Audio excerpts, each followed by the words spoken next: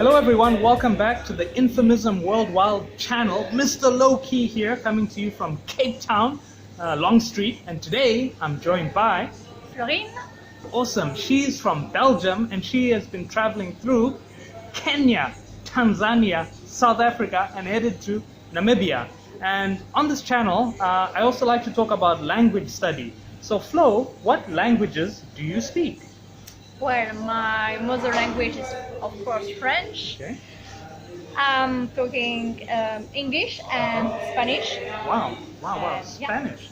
So Spanish is your third language. What language study tips? If I wanted to go from zero to conversational, what advice would you give to someone learning Spanish? Okay, then first of all, you should start with some vocabulary and some video on YouTube or Google. And after, of course, you have to go to the country. But you cannot just go to the country and just...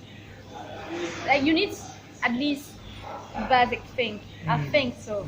But the best option is to learn directly in the speaking country.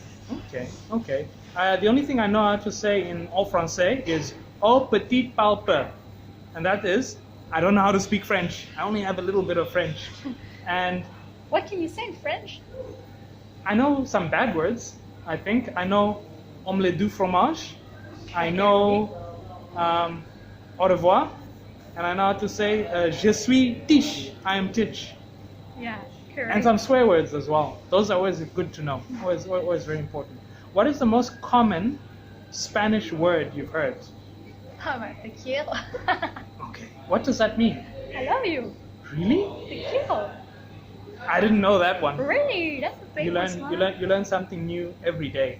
And before we were filming this video, we actually went to a bar on Cliff Street, very popular bar, and very interesting drinks. I'm going to show you a small shot of the drinks we had, and we also had a very interesting conversation about how people dress in Belgium versus when people are traveling. So Flo, please tell me, when you are traveling, what makeup do you wear? What outfits do you When I'm traveling? Yeah. Then this makeup? Okay. Well, yeah, when I'm traveling, I don't really use makeup. Maybe sometimes lipstick to go out. Okay.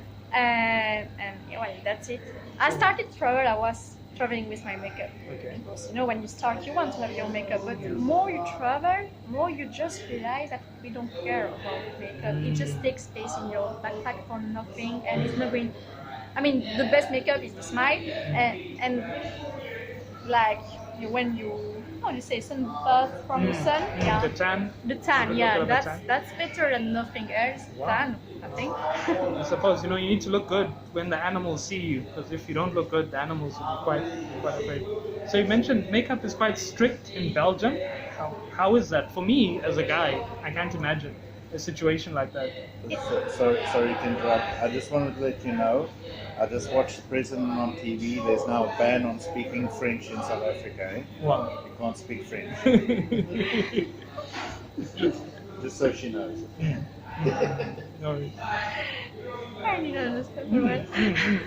Okay, so she mentioned in Belgium, particularly Brussels, it's how you appear and how you dress is always so important. And you told me a very interesting story while you were traveling in Tanzania. Please tell me, you were caught without makeup. How did that feel? I don't want to tell that in front of everyone. No, I'm joking. Well, when you're traveling without any makeup and without good clothes, just sometimes when you're traveling, you look like a homeless or something like this.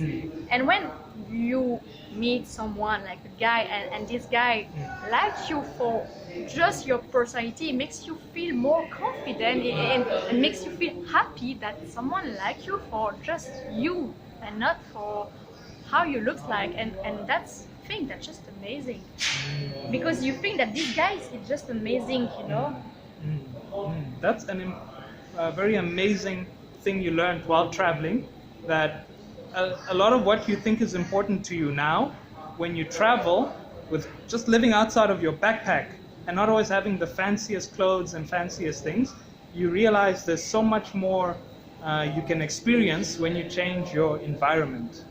Yeah, exactly. I think we should put that on a t-shirt. Might be good life advice. Interesting. And of all the places you visited, what interesting food did you eat? I'm sure Kenyan food is very different to Tanzanian, very different to South African food. Well, in Kenya, I was quite lucky because I was like almost living with a Kenyan family, and they were cooking every day new thing, and then I was very quite happy. I ate the most ugali. Wow. I'm sure that you know this, but it's a different name in each country in Africa. Ugali is like the big. I don't even know. The maize meal. The exactly, corn and meal. you eat that with everything, with the fish, with the vegetable. You take your hands and you exactly. You mix it and put it. Wow. Then you eat that like almost every day because for them it's very cheap, and how they told me it makes you strong. do you think that's true? Because the stereotype, at least I had of Kenya, is that many famous long distance runners are from there. So do you feel that Kenyan power from? Yeah. Wow. Half in it, especially when the guy stole me my phone. He just runs. He runs so fast. I just saw him. I was like, I cannot run like this. I'm not even going to try to pursue him. Wow. That was a really terrifying experience you must have had. So your phone got stolen in Kenya. How did that happen?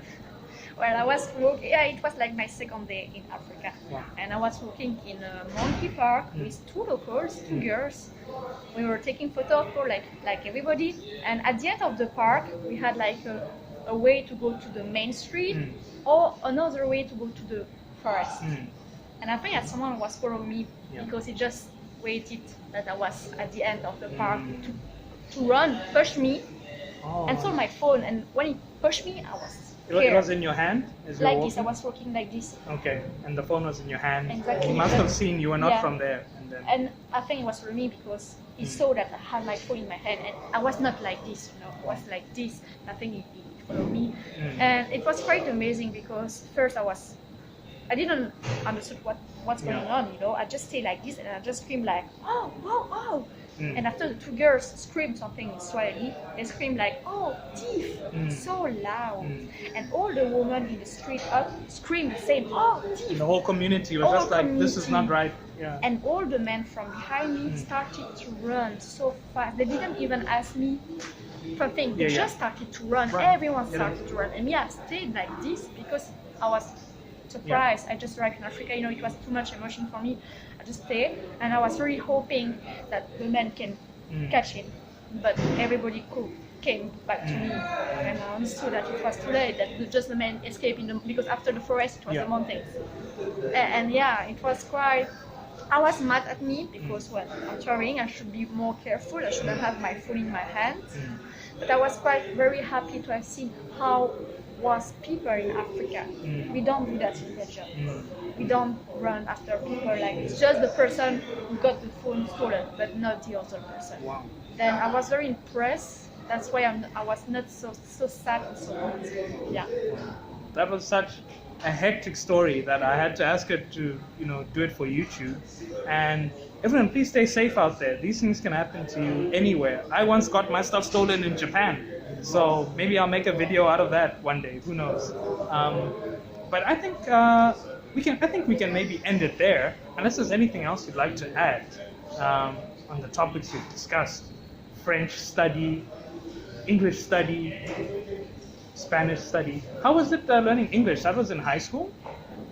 Yeah, I started in high school, sorry. I think I keep going when I was traveling. The best way to learn. Okay, was it American style English, British style? Or British. British English. Yeah. But Belgium is bilingual, so maybe it's not really something you learn as a second language. No, normally you should learn Dutch. Oh, you can choose between both of them. I choose English because I always knew that later it will be more useful for your work or for traveling. Okay, super interesting. Oh, here's a good one. We can talk about Belgian food. And I know two Belgian foods. I know the Belgian waffle, and I know the Belgian fries, the very thick Belgian chips. What else is there with Belgian food? Well, the best part is of course the fries. Okay. I have no idea about the English name. Okay, in Liège, the city where I live, we eat like French Belgian fries with small bowl. You know what I mean? Meatball, I think it's English, with a special sauce. Really? And it's a sauce that you can only do in Liège because it's with ingredients from there, you know, and that's very, very good. It's called in French boulet liégeois. Boulet Jejois. Boulet, that means the Boulet? meatball. Okay. Liégeois is the name of Liégeois. the people who are living in Liège. That's, you know, Wow. with fries, that's amazing. Really? Wow. That's the food. Wow. I mean, at least in the south part. Okay. Is there Belgian ice cream as well? Oh, And I know there's Belgian chocolate yeah. And waffles. and waffles. That's the waffles. name. And the waffles. Gendas? No, I don't remember exactly that. But something like this, I'm not sure Okay. about. But yeah, they have ice cream. Ice cream from Netherlands. I'm not sure about that. Okay. And waffle, of course, the small from Liège.